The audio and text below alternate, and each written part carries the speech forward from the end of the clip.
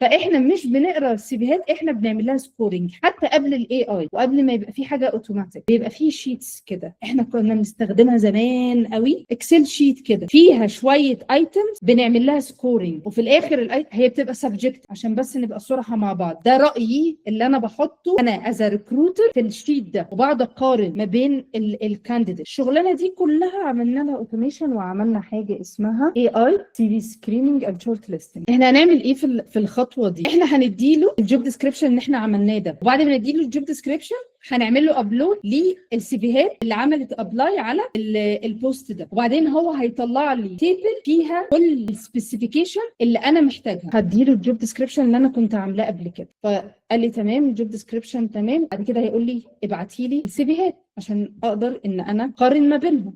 والسرعه بقى، ادي السيفيهات. بصوا هيعمل ايه، عمل لك مقارنه حياديه ما بين الشخصين دول، ماشي، ما بين الكانديديتس دي، وطلع لك كمان الكرايتيريا.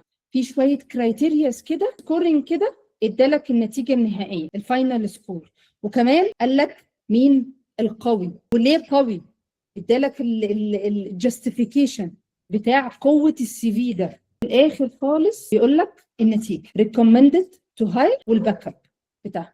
تخيل انتوا لو معاكوا 10 كانديديتس، 10 سيفيهات، وعملتوا لها ابلود، سرعه تنفيذ هايرنج هتبقى عامله ازاي؟ هتبقى خطيره طبعا.